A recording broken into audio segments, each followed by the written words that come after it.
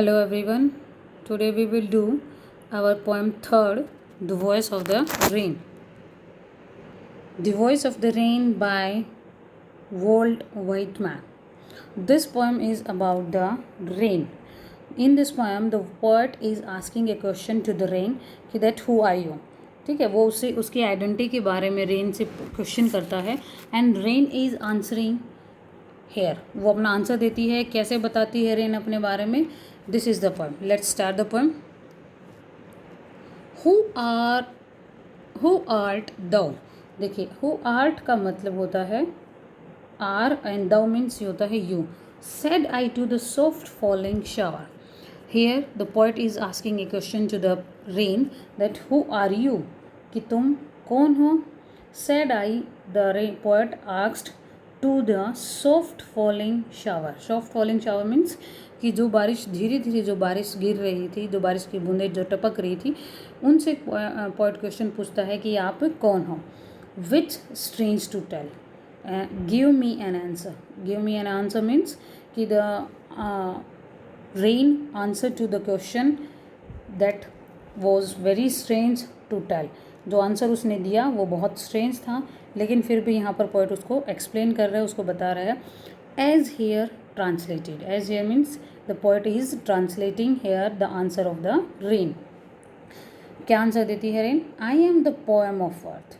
Rain क्या कह रही है? That it is the rain, it is the poem of earth. Means कि जो रेन जो है वो अर्थ का एक गीत है. And the voice of the said the voice of the rain. Voice of the rain means कि बारिश बोलती है कि वो एक अर्थ का गीत है. अर्थ का गीत कैसे हो सकती है भाई रेन? क्योंकि जब बारिश की बूंदें जब हमारे अर्थ पर गिरती हैं, भूमि पर गिरती हैं, तो क्या होता है? जो अर्थ होती है वो क्या होती है? बीज बोने के लायक हो जाती है. ठीक है, फसल वहाँ पर हम उगा सकते हैं, और फसल उगती है तो क्या होता है? अनाज होता है. अनाज पैदा होगा तो हम अपना पेट भर पाएंगे, यानी कि हम सब लोग खुश होंगे, सब लोग अच्छे से जीवन बिता रहे होंगे. And in this way it becomes the poem of the earth. Eternal I rise impalpable out of the land and the bottomless sea. फिर आगे रेन क्या बता रही है? इम्पैल्पेबल का मीन्स होता है विच कांट टच, जिसको हम टच नहीं कर सकते. क्या कहती है रेन? कि that eternal means that is never ending. कि जो रेन जो है वो क्या है? नेवर एंडिंग है. इट राइजेस, वो मैं ऊपर उठती हूँ, and nobody can touch it out of the land. कि ज़मीन से वो ऊपर की तरफ उठती है. एंड द बॉटमलेस सी, और उस समुंदर के ऊपर से उठती है. अपवर्ड टू द हेवन, और कहाँ जाती है? ऊपर हेवन की तरफ वो चली जाती है. किस रूप में भाई? स्टीम के रूप में. कि अर्थ और समुंदर से क्या होती है? स्टीम होती हैं, वो ऊपर आसमान में जाती हैं, और फिर वहीं से क्या होता है? वो टकराकर नीचे बारिश की बूंदों के रूप में नीचे गिरती हैं. I descend to lave the droughts atomies dust layer of the globe. Descend means क्या होता है? नीचे गिरना. फिर क्या कहता है पोएट आगे? रेन क्या कहती है? कि दैट इट डिसेंड, यानी कि ये मैं नीचे गिरती हूँ. टू लिव का मीन्स होता है to wash the drought means होता है सूखा, डेजर्ट. यानी कि डेजर्ट को वॉश करने के लिए. डेजर्ट को वॉश करने का मतलब क्या होगा? कि भाई जो सूखा है उसको ख़त्म करने के लिए. Atomies and dust layer of the globe. And जो एटमॉस्फेयर में जो हमारे डस्ट पार्टिकल्स होते हैं उनको क्लियर करने के लिए. जैसे ही बारिश होती है वो क्या होती है? धूल जो होती है वो ख़त्म हो जाती है. So whenever the rain started the tiny particles of the dust they settle down, and all that in them without me were seeds only latent and born. और क्या कहती है? कि if I am not there, तो जो seeds होते हैं they will be only the seeds, and latent means होता है hidden, and they will be always hidden and unborn. कि मीन्स जो बीज जो है वो कब हमेशा क्या रहेगा? अनबोर्न ही रहेगा, वो पैदा ही नहीं होगा अगर बारिश नहीं होगी तो. इट मीन्स कि जो रेन जो होती है that gives life to the seeds, otherwise they would remain hidden and unborn.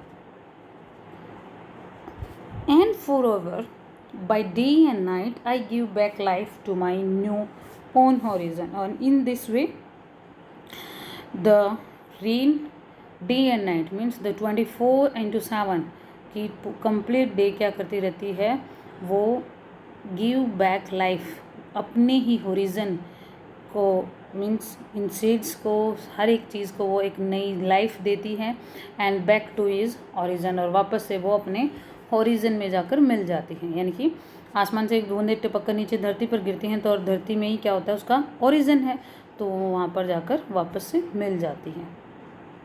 And make and beautify it, and इस तरीके से make pure and beautify it, इस अर्थ को वो मोर प्योर एंड मोर ब्यूटिफुल बना देती है। सो ये था आंसर ऑफ द रेन, ये आंसर था उस रेन का। फिर आगे क्या कहता है, पर देखो, for song issuing from its birth place after fulfilment wandering reck'd और unreck'd duly with love returns, duly with love returns. Here जो पोएट जो है that is comparing the rain to the song, एक रेन को song के साथ compare कर रहा है। ही ऑब्जर्व कि that life of the rain is also similar like the songs, जैसे सॉन्ग जो होता है वो क्या होता है, issuing from its birth place, उसका जन्म कहाँ से होता है, फ्रॉम ए सिंगर्स माउथ, एक सिंगर के माउथ से उसका जन्म होता है, एक ओरिजिनेट होता है, एक पोएट के हार्ट से वो सॉन्ग निकलता है। एंड आफ्टर फुलफिलमेंट, ये मीन्स आफ्टर फुलफिलमेंट का क्या है कि after travels to the peoples, की जो सॉन्ग है वो लोगों के बीच में जाता है, वेंटरिंग मीन्स उनके बीच में जाता है, लोग उनको सुनते हैं।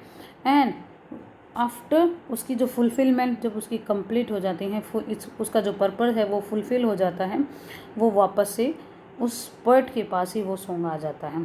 रेग्ड और unrecked duly with love returns, means कि लव रिटर्न्स का मतलब कि लोगों की तारीफ़ लेकर वो वापस से पोएट के पास ही आ जाता है। सेम सिमिलर जो सेम है, that is also rain is also similar in this way that rain rises from the earth and then goes to the heaven, means कि वो वंडर्स करती है एंड नरिश करती है प्लांट लैंड को, seeds को एक नई लाइफ देती है, and then return to the its birth place to the land, जो उसका बर्थ प्लेस है लैंड, उसके पास वो वापस से चली जाती हैं। ठीक है, तो ये थी हमारी छोटी सी poem the voice of the rain.